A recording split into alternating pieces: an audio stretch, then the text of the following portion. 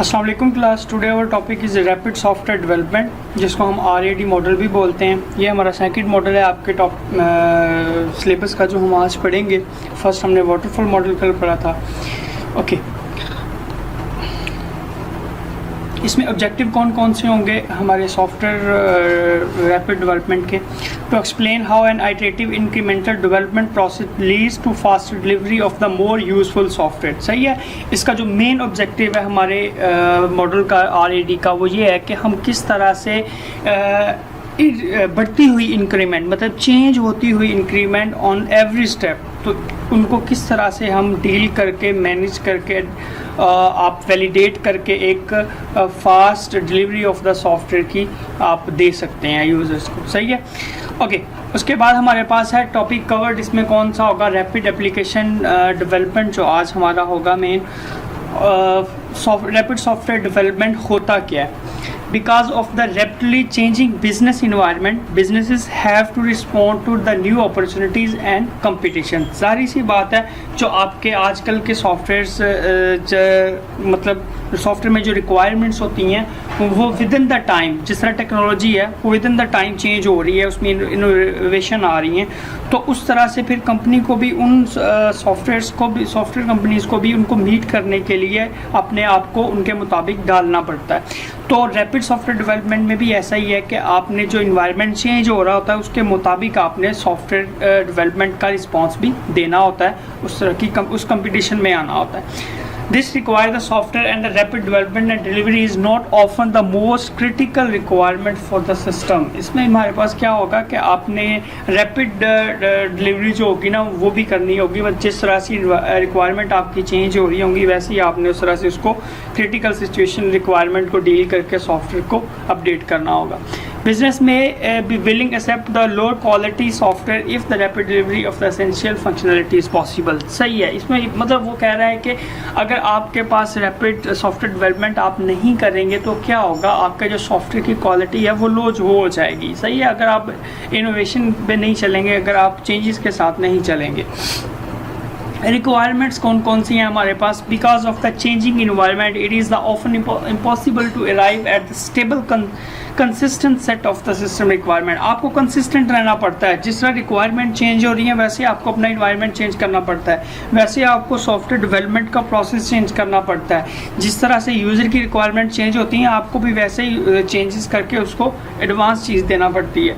Therefore, और इसी तरह वहाँ पे आके, सिचुएशन पे आके वाटरफॉल मॉडल जो है ना वो फ्लॉप हो जाता है, बिकॉज वो तो फिक्स रिक्वायरमेंट पे था ना, कि स्मॉल प्रोजेक्ट के लिए था कि जहाँ पे आपकी फिक्स रिक्वायरमेंट होगी वहाँ वाटरफॉल यूज़ होगा, तो उसमें स्पेसिफिकेशन जो थी वो स्पेसिफिक नहीं थी। ओके, कैरेक्टरिस्टिक्स ऑफ RAD क्या होगी हमारे पास? The process of the specification, design and implementation are concurrent. इसमें कहता है ये जो तीन ऑप्शन होंगे वो ये सेम ही होंगे जिस तरह से हम वाटरफॉल मॉडल में पढ़ के हैं। डिज़ाइन, स्पेसिफाई करना रिक्वायरमेंट को, इम्प्लीमेंटेशन करना। There is no detail specification and the design document is minimize. इसमें क्या होगा हमारे पास कि कहता है इसकी डिटेल नहीं होती, स्पेसिफिक नहीं इसमें, क्योंकि हमारे पास जो रिक्वायरमेंट्स होती हैं ना वो चेंज हो रही हैं आइटरेटिव तौर पर। The system is developed in a series of the increments and users evaluate each increment and make the proposal for the later increment। इसमें क्या होगा हमारे पास? कहता RAD में हमारे पास ये होता है कि सीरीज ऑफ इंक्रीमेंट कि चेंजेस आती रहती हैं आपकी रिक्वायरमेंट्स में, आपने उनको डील करके वैल्यूएट करके यूजर्स को ना, कि जो प्रपोजल होता है उसका जो सॉफ्टवेयर होता है उसको चेंज करके वैलिडेट करके देना होता है उस इंक्रीमेंट्स जो रिक्वायरमेंट्स होंगी। System user interface are the usually develop using an iterative development system. सही है कि सिस्टम भी का जो इंटरफेस होगा ना वो भी डेवलप होगा आइटरेटिव एनवायरनमेंट्स के में। ओके, हमारे पास कौन सा है आइटरेटिव डेवलपमेंट प्रोसेस होता किस तरह से है? फॉर एग्जांपल पहला आपका स्टेप देखें आपने, कौन सा है हमारे पास?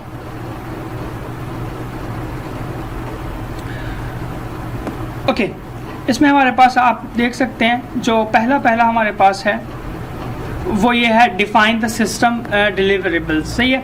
अच्छा, इसमें एक जो हमारा पहला टॉपिक था रिक्वायरमेंट स्पेसिफिकेशन का, ये भी वही है। आपने जो सिस्टम डिलीवर करना होता है ना, आप उसको डिफाइन करते हैं, रिक्वायरमेंट्स को देखते हैं। सेकंड स्टेप आपका कौन सा होगा? सेकंड स्टेप हमारा ये होगा कि डिज़ाइन सिस्टम आर्किटेक्चर, वही सेम वाटरफॉल वाला हम क्या करते हैं, हम इसमें डिज़ाइन करते हैं जो हमारी रिक्वायरमेंट्स होती है उसके आगे। उसके बाद है स्पेसिफाई द सिस्टम इंक्रीमेंट्स। अब क्या है, डिज़ाइन करने के बाद जो सिस्टम में चेंजेस आ रही होंगी, जो इंक्रीमेंट आप करना चाह रहे होंगे, जो स्पेसिफिकेशन को आप चेंज करना चाह रहे होंगे, या यूज़र जिनको चेंज करना चाह रहा होगा, हम उसको करेंगे। उसके बाद हम दोबारा से सिस्टम को बिल्ड करेंगे, उसको डिज़ाइन करेंगे। आपको फोर्थ स्टेप हमारे पास कौन सा आ जाएगा? ये वाला। इसमें हमारे पास क्या आ जाएगा? इसमें ये आ जाएगा कि आपने वैलिडेट करना इंक्रीमेंट। आपने उन इन्वायरमेंट, जो आपने रिक्वायरमेंट्स की चेंजेस की होंगी, आपने देखना है कि आया वो सिस्टम के साथ वैलिडेट कर रही हैं या नहीं कर रही।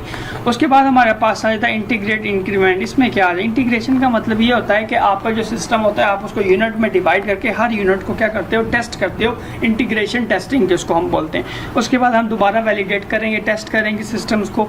अब हम चेक करेंगे क्या जो हमने चेंजेस की अपने डिज़ाइन में, पीछे आर्किटेक्चर में, उसमें इंक्रीमेंट्स की थी, आया वो सिस्टम अच्छी तरह से वर्क कर रहा है, या वह यूज़र की रिक्वायरमेंट्स को फुलफिल कर रहा है या नहीं कर रहा।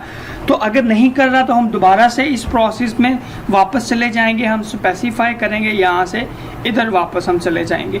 ओके, अगर यस कर रहा हुआ तो हम final deliver of the system दे देंगे। अब इस बात की आपको समझ आ गई होगी कि हम सबसे पहले रिक्वायरमेंट को स्पेसिफाई करते हैं, फिर डिज़ाइन करते हैं, फिर इंक्रीमेंट्स करते हैं रिक्वायरमेंट की, फिर बिल्ड करते हैं उसका, फिर उसको वैलिडेट करते हैं, उसके बाद इंटीग्रेशन टेस्टिंग करते हैं, फिर उसके बाद वैलिडेट करके हम चेक करते हैं सिस्टम रिक्वायरमेंट को फुलफिल कर रहा है तो ठीक है, हम डिलीवर कर देते हैं फाइनल स्टेज पे। अगर नहीं कर रहा तो दोबारा से इस प्रोसेस को लूप में चला जाता है।